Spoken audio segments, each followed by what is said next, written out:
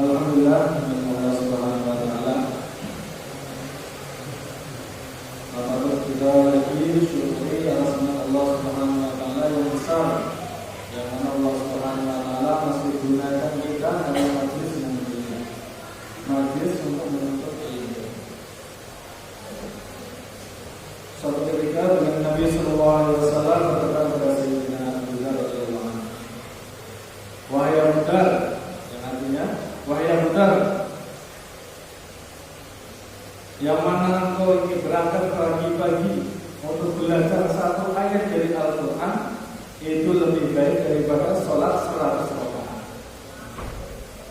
Dan engkau berangkat pagi-pagi untuk belajar satu bab dari ilmu, baik sudah kamu amalkan atau belum diamalkan, itu lebih baik daripada sholat 1000 rakaat. Bayangkan, untuk zaman sekarang orang itu bisa sholat 100 rakaat saja itu sudah masya Allah, orang-orang yang hebat. Apalagi sholat 1000 rakaat. Jadi Allah Subhanahu wa taala, dan kita ini akan mendapatkan pahalanya. Orang yang mengerjakan 100 rakaat, orang yang mengerjakan sholat 1000 rakaat, sholat sunnah, itu dengan apa? Dengan kita duduk di majelis ini. Suatu agung, suatu besar sekali yang mana Allah Subhanahu wa taala berikan janji kepada orang yang beriman. Dalam Al-Quran disebutkan yarfa'illahu alladziina aamanu minkum walladziina utul ilma darajat, yang mana nanti Allah Subhanahu wa taala di akhirat kelak Allah Subhanahu wa taala akan mengangkat derajatnya orang-orang yang beriman. Seluruh orang yang beriman Allah Subhanahu wa taala angkat derajat mereka. Tetapi ada sebagian dari orang yang beriman juga Allah Subhanahu wa taala lebih tinggikan lagi derajat. Yaitu siapa? Orang-orang yang memiliki ilmu agama.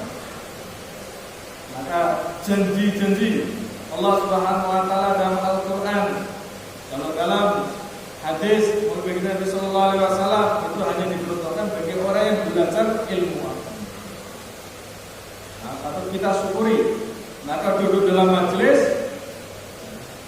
duduk dengan tawadhu, dengan rasa syukur. Rasa syukur. Kenapa? Karena Allah Subhanahu wa taala masih pilih kita dalam majelis yang mulia. Hanya duduk saja, berpikir sesaat, tapi Allah Subhanahu wa taala sudah beri kemuliaan, keistimewaan yang sangat-sangat besar. Kita lanjutkan ngaji kita dari dulu sekali. Bismillahirrahmanirrahim. Kita yang pertama dulu kita bahas kitab Tauhid dulu. Bismillahirrahmanirrahim. Fayatibu fi haqqi ta'ala al-wujud wa ridwa al-adam wa dalilu ala dzalika wujudun bil makhluqat wa yajibu fi haqqi ta'ala al-kitab wa ma'nahu annahu ta'ala lahu wa lahu wa dalilu al-qudus wa dalilu ala dzalika annahu law kana hadithan ta'tadila al-qudus wa huwa mu'allun. Wa yajibu, maka wajib bi haqqi ta'ala, bi haknya Allah Subhanahu wa taala, wujud adalah sifat wujud, sifat ada wujud, yaitu sifat ada. Wadidduhu, dan lawannya sifat wujud, al-adamu, adalah sifat tidak. Wadalilu, dan dalilnya ala dalika, atas wajibnya Allah Subhanahu wa taala, wajib bagi hanya Allah Subhanahu wa taala sifat wujud, yaitu wujuduha lil makhluqati, yaitu wujudnya adalah makhluk-makhluk ini. Kemarin sudah kita bahas bahwasanya Allah Subhanahu wa taala adalah zat yang maha wujud. Zat yang maha wujud. Dalilnya, buktinya itu apa? Buktinya adalah seluruh makhluk yang ada di alam semesta ini. Ini adalah bahwasanya bukti bahwasanya Allah Subhanahu wa taala adalah wujud. Tuhan adalah ada. Tuhan adalah ada. Nah, di sini bisa membantah pemikiran-pemikiran, pendapat-pendapatnya orang-orang yang tidak percaya akan Tuhan. Mereka berpendapat, kalian percaya kepada Tuhan, yaitu percaya kepada perkara yang abstrak, perkara yang tidak nyata. Perkara yang tidak nyata. Nah, kita balik tanya ganti. Sekarang kamu percaya ilmu itu ada? Oh, ada ilmu itu. Sekarang letaknya di mana dan wujudnya seperti apa? Kamu percaya ilmu itu ada, sekarang wujudnya seperti apa dan letaknya di mana? Kami percaya Allah Subhanahu wa taala, Tuhan itu ada. Allah Subhanahu wa taala itu ada. Nah, terus wujudnya sekarang di mana? Wallahu a'lam. Kita enggak tahu. Kita makhluk. Pemikiran kita enggak sampai untuk memikirkan zatnya Allah Subhanahu wa taala. Itu juga kita yakin bahwasanya ilmu itu ada. Ilmu itu ada, tapi wujudnya dan letaknya ilmu itu kita nggak tahu di mana. Sekarang yang lebih jelasnya, nah, sekarang ada orang kentut itu ada katanya. Sekarang saya tanya, kentut itu wujudnya bagaimana, warnanya apa, bentuknya seperti apa? Kan nggak ada.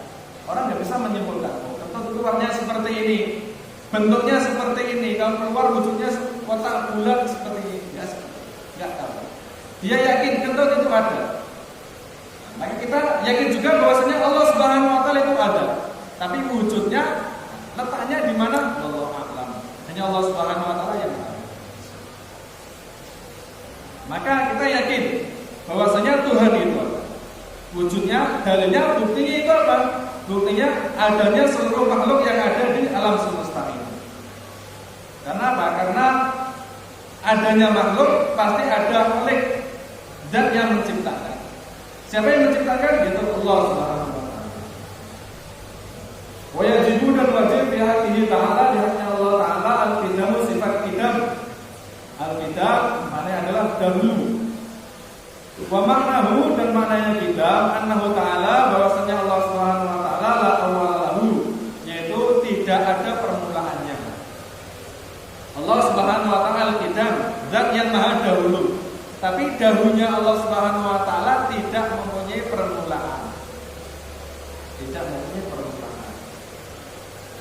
Beda dengan makhluk. Makhluk itu perkara kudus, perkara yang baru. Wadidduhu, dan lawannya sifat qidam, al-qudus adalah sifat kudus, yaitu perkara dan perkara baru, kudus. Wadalilu, dan buktinya ala dalika, bahwasanya Allah Subhanahu wa taala memiliki sifat qidam. Laukana habisa, annahu laukana habisa, bahwasanya andai saja Allah Subhanahu wa taala habisa, dan yang baru, dan yang maha baru, atau dan yang baru, lah taja, sungguh Tuhan membutuhkan, memerlukan ilmu muhdisin kepada perkara yang membaharui. Kalau Tuhan itu perkara yang baru, sudah otomatis Tuhan itu memerlukan perkara yang menciptakan perkara baru. Ilmu muhdisin kepada perkara yang membaharui. Wa huwa muhalun, maka pendapat seperti adalah pendapat yang muhal atau mustahil. Mustahil itu apa? Tidak diterima oleh akal. Akal itu tidak benar. Sifat Allah Subhanahu wa taala pertama adalah wujud. Wujud. Buktinya yaitu wujudnya alam semesta ini. Kemudian Allah Subhanahu wa taala, sifat Allah Subhanahu wa taala yang kedua adalah qidam, yaitu terdahulu dan yang maha dahulu. Maksudnya itu apa? Bahwasanya Allah Subhanahu wa taala tidak mempunyai permulaan. Buktinya seumpama Allah Subhanahu wa taala itu ada permulaannya, pasti itu ada yang membuat, yang menciptakan, karena ada permulaan. Makhluk dikatakan makhluk umur sekian karena ada permulaannya. Dia lahirnya kapan, terbuatnya kapan, terbentuknya kapan, ini makhluk. Maka makhluk dikatakan perkara baru, perkara baru. Tapi Allah Subhanahu wa taala tidak zat yang maha dahulu, tidak ada permulaan bagi Allah Subhanahu wa taala.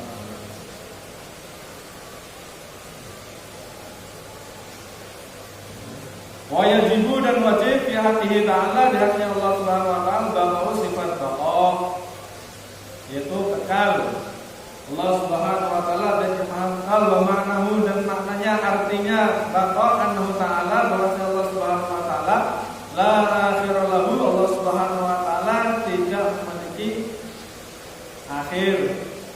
Kalau kita ada akhirnya, yaitu hidup di dunia ini ada akhirnya, yaitu dengan kematian. Makhluk itu ada akhirnya, suatu saat pasti akan hancur. Dan Allah Subhanahu wa taala tidak ada akhirnya. Maka di sini Allah Subhanahu wa taala dan yang Maha Kekal. Wa dalilu ala dzalika, buktinya bahwasanya Allah Subhanahu wa taala itu zat yang kekal. Law kana faniyan, bahwasanya jika Allah Subhanahu wa taala zat yang rusak seperti kita bisa rusak dan yang bisa rusak, lakana hadisan, maka sungguh Allah Subhanahu wa taala perkara yang baru, maka sudah otomatis perkara baru. Wa huwa muhalun, adalah muhal, itu mustahil bagi Allah Subhanahu wa taala. Kita yakin Allah Subhanahu wa taala wujud dan yang maha ada, kemudian idam dan yang maha terdahulu. Maka Allah Subhanahu wa taala dan yang maha kekal.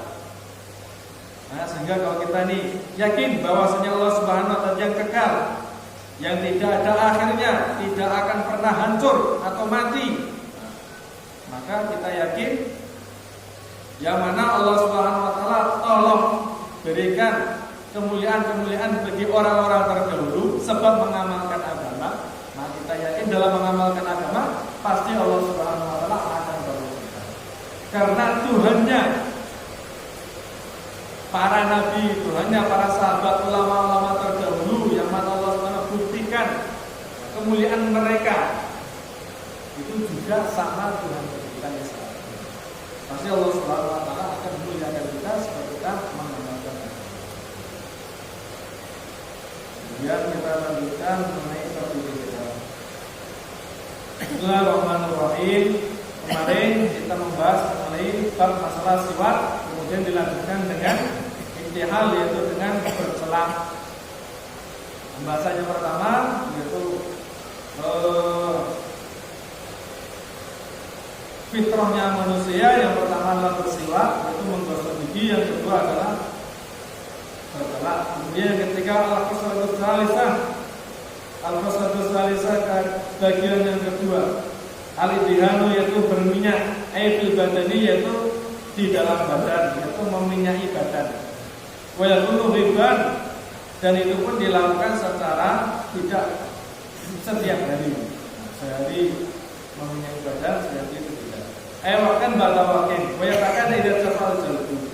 Wa yatakan dan menjadi sunnah wakat, menjadikan sangat-sangat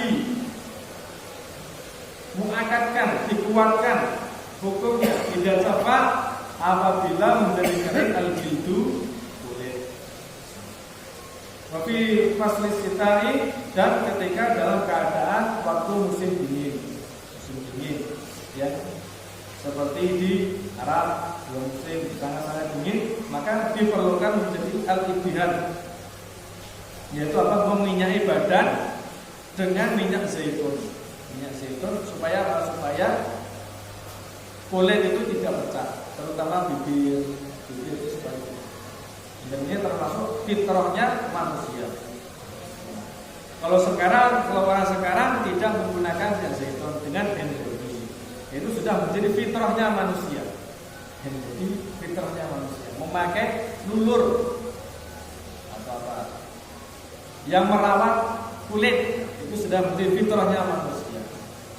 Tetapi dalam menggunakannya waktin ba'da waktin, itu enggak setiap saat. Bagaimana dalam bersisir? Dalam bersisir, maka Nabi sallallahu alaihi wasallam anjurkan bersisir yaitu setiap 2 hari sekali. Yang disarankan oleh Nabi sallallahu alaihi wasallam. Kemudian al-faslatur rabi'ah, yaitu keadaan yang kedua, izalatus syaril ibti, yaitu menghilangkan rambut ketiak. Menghilangkan rambut ketiak. Yusannu, disunahkan lirjali, bagi seorang laki-laki, anakku, yaitu mencabut bulu ketiak. Bagi seorang laki-laki disunahkan untuk membersihkan bulu ketiak, yaitu dengan disabut. Walil mar'ati, dan ataupun bagi untuk perempuan al-haqu, yaitu dengan mencukur. Untuk laki-laki dicabut bulu ketiaknya, tapi untuk perempuan dicukur. Al-faslatu khamisah, bagian yang kedua, yang kelima, izalatus syaril anati, yaitu menghilangkan bulu kemaluan. Menghilangkan bulu kemaluan. Yusama al-istihdad. Yusannu halquhu lirijal, dan disunahkan mencukur bulu kemaluan lirijali bagi lelaki. Maka bagi laki-laki disunahkan untuk mencukur bulu kemaluan. Wa natruhu, dan mencabut bulu kemaluan lil mar'ati bagi perempuan. Kalau nggak mampu dicukur saja. Untuk membersihkan bulu kemaluan, yang pertama bagi laki-laki disunahkan untuk mencukur, untuk perempuan dicabut. Ini hikmahnya apa? Hikmahnya apa? Para ulama dalam kitab-kitab fikih yang besar itu, kenapa laki-laki itu disunahkan untuk mencukur sedangkan perempuan itu dicabut? Karena syahwatnya perempuan itu besar. Maka caranya untuk mengecilkan atau mengurangi syahwatnya perempuan itu dengan mencabut bulu kemaluan. Juga ada laki-laki supaya syahwatnya itu kuat, maka yaitu apa? Dengan dicukur bulu kemaluan. Itu diantara hikmahnya yang lain apa? Supaya tidak ada penyakit atau tidak terjadi penyakit di kemaluan. Sunnah dalam membersihkan bulu kemaluan. Al-faslatu sadisah, bagian yang keenam, taklimul adfar, yaitu memotong kuku. Wa yabda'u bil yumna, dan disunahkan dalam memotong kuku ini dimulai dengan bagian kanan. Walau iddatu turuqun, dan ini ada beberapa caranya. Nah, ini ada beberapa cara untuk memotong kuku. Sunahnya itu bagaimana? Memotongnya itu dimulai dari mana dan diakhiri dari mana? Yang pertama, al-awwal, bagian pertama, yabda'u bil musabahatil yumna ila hinsariha, thumma bi hinsaril yusra ila ibhamiha, thumma yaqtadu bi himamil yumna, wa hadha inda Imam Ghazali. Dalam memotong kuku, ini terutama untuk tangan, ini ada 3 pendapat. Yang pertama menurut Imam Ghazali. Menurut Imam Ghazali, kuku tangan yang pertama dipotong yaitu diawali dengan kuku jari telunjuk.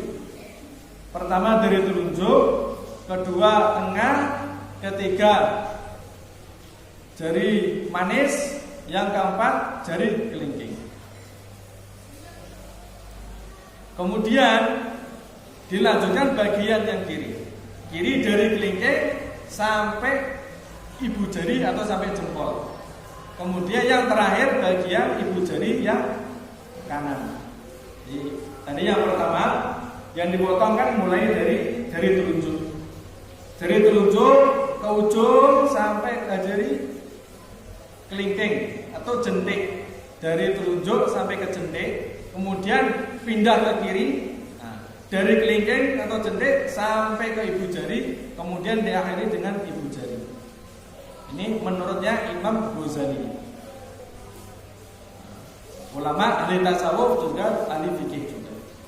Kemudian asali bagian yang kedua, cara yang kedua, yang tahu bisahatil yumnya ila hinsariha thumma ibhamiha, thumma bi hinsaril yusra ila ibhamiha, wa hadha indal Imam Nawawi. Bagian yang kedua ini menurut Imam Nawawi. Menurut Imam Nawawi bagaimana?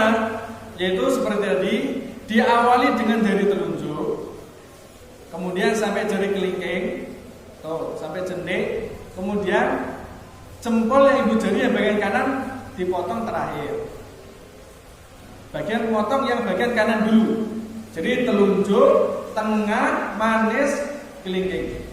Kemudian yang terakhir ibu jari bagian tengah. Tengah selesai kanan selesai, kemudian pindah yang kiri.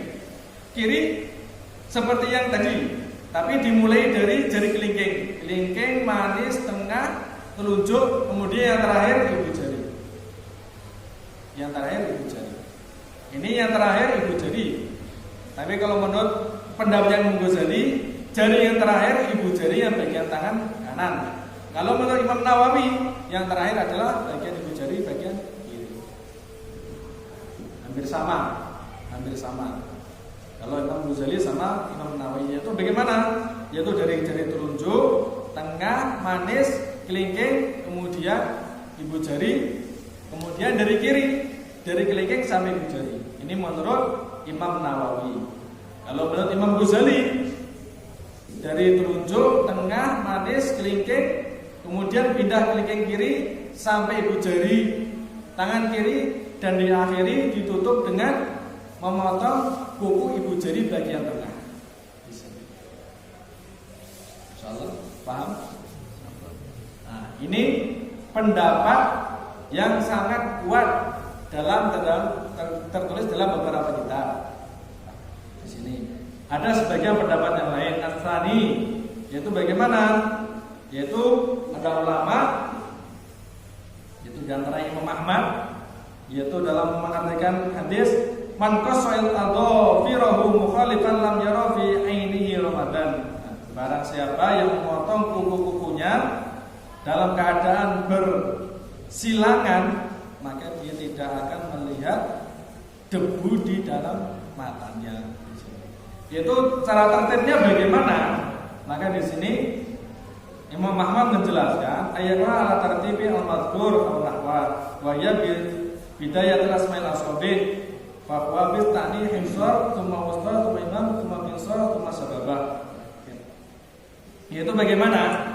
Kalau menurut Imam Ahmad di sini, yaitu dimulai dari dengan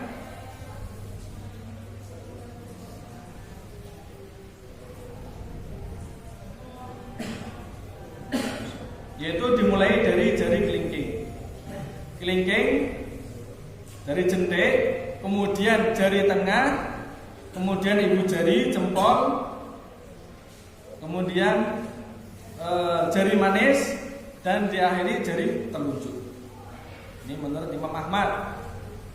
Menurut Imam Ahmad itu apa? Diawali dengan jari ibu jari jempol, jari manis, kemudian jari telunjuk. Nah, ini. Dan yang kiri pun sama seperti itu. Menurut Imam Ahmad seperti itu. Imam Ahmad ini pendapatnya Imam Ahmad bin Hambal. Pendapatnya Imam Hambali di sini. Kalau pendapatnya Imam Syafi'i, yaitu tadi seperti itu, yaitu pendapatnya Imam Ghazali, karena mazhabnya Imam Ghazali adalah mazhab Syafi'i, yaitu seperti tadi. Kemudian Imam Nawawi, Imam Hambali, Imam Ghazali, Imam Nawawi, semua bermazhab Imam Syafi'i. Nah, dalam mazhab Syafi'i ada dua cara, yaitu tadi apa? Dimulai dari telunjuk, bagian kanan di sini. Ini dalam memotong kuku bagian tangan. Hadza kulluhu fil aswabil yadaini, dan ini dikerjakan di jari-jari kedua tangan. Wa amma aswabil rijlaini, adapun di jari-jari kedua kaki, fayabdu min hisaril yumna ila hisaril yusra. Adapun dari kedua jari kaki, memotong jari-jari kaki bagaimana? Jari kelingking atau dari jentiknya jari kaki kanan dan diakhiri sampai jentiknya kaki kiri.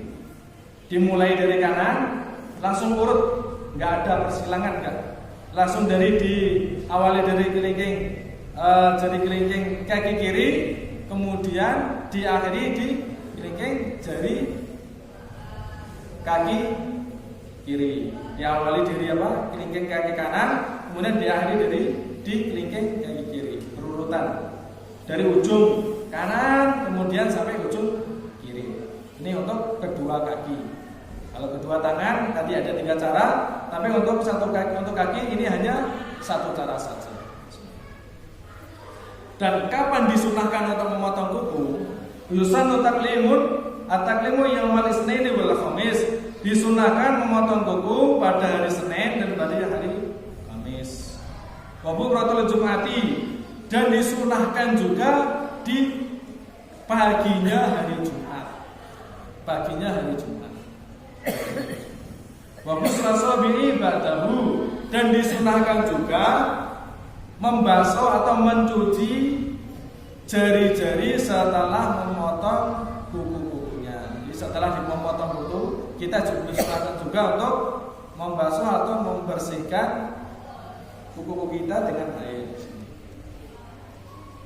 Ini bagian yang dalam memotong. Al-Khaslatus Sabi'ah, yaitu bagian yang ke-7, al-khitan, yaitu khitan, sunat. Wa huwa qat'ul jildi allati fawqal farj, yaitu memotong sebagian satu potongan kulit yang ada di atas farji. Jadi farjinya laki-laki maupun perempuan. Hukumnya dalam berkhitan, dalam sunat, ini ulama berbeda pendapat. Wajibun yang pertama adalah wajib lirijali wal mar'ati, baik untuk laki-laki maupun perempuan al-baligh ini yang sudah balik. Jadi khitan atau sunat ini yang pertama, hukumnya wajib bagi laki-laki maupun perempuan yang sudah balik. Kalau belum balik ya enggak wajib. Dan ini adalah pendapatnya siapa? Pendapatnya Imam Syafi'i, mazhab Syafi'i dan mazhab Hambali. Yang mutamat itu hukumnya adalah wajib sunat atau khitan bagi seorang laki-laki maupun perempuan. Yusanu ayyakuna fil yaumi sabi' min yaumil wilada, dan disunahkan mengerjakan khitan atau sunatan dikerjakan pada hari apa? Ayyakuna fil yaumi sabi', yaitu hari ke-7 dari hari kelahiran. Sunatan hukumnya sunnah dikerjakan kapan? Ketika hari ke-7 dari lahirnya seorang bayi. Kalau biasanya umumnya yang di masyarakat kita biasanya ya ketika hari ke-7 biasanya ya perempuan, bayi perempuan. Kalau bayi laki-laki nanti sudah besar seperti itu. Padahal sunnahnya itu kapan? Sunnahnya itu dimulai dari ketika di hari ke-7 setelah lahirnya.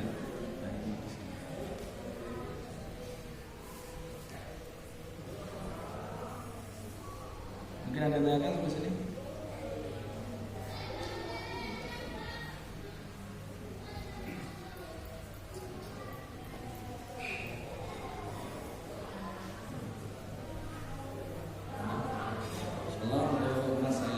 Kemudian masalah pertanyaan yang kemarin itu belum tuntas masalah tebas, masalah tebas kacang, sejenis kacang kunir, yang intinya itu yang biji-bijinya yang dalam tanah. Ini jumhur ulama ini pendapatnya nggak boleh. Jumhur ulama itu siapa? Imam Syafi'i, Imam Maliki, Imam Hanafi, ini nggak boleh. Tapi menurut Imam Hambali ini adalah boleh. Maka dalam pembahasan MUI Jombang, kalau anda 2016 atau 2006 itu mereka membahas bahwasanya mengenai tebas kacang. Tebas kacang bagaimana? Maka dalam intinya pembahasan MUI masalah hukum tebas kacang, yaitu tebas-tebas perkara-perkara yang enggak nampak, yang ada dalam tanah, yang mana secara hukumnya, secara aslinya itu enggak boleh. Maka karena MUI ini melihat perkara ini sudah merajalela di masyarakat kita, maka mereka MUI Jombang ini mengambil pendapatnya Imam Hambali, yaitu dengan dasar diperbolehkan, dan itu pun ada beberapa syarat. Yang pertama bagaimana? Yang pertama itu orang yang menebas dan orang yang nebas itu ahli dalam itu bagaimana?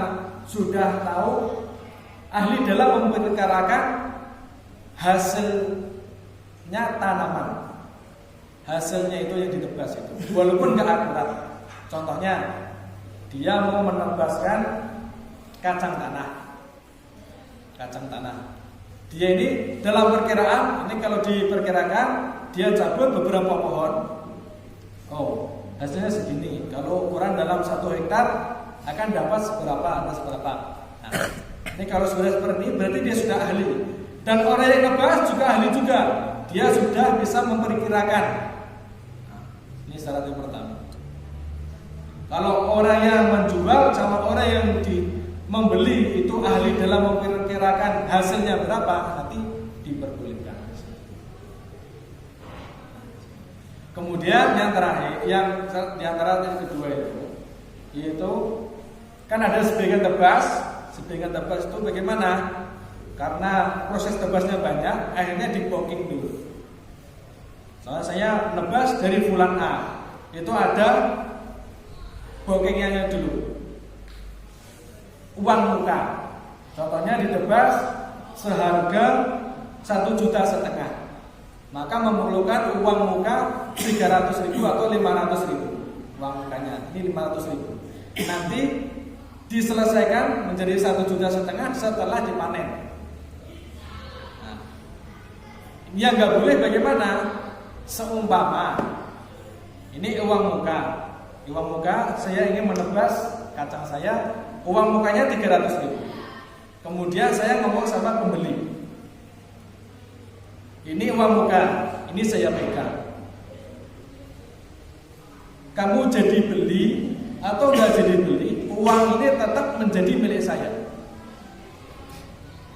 Dalam arti kamu tetap melanjutkan tebasnya atau tidak melanjutkan tebasnya, uang 300.000 ini milik saya.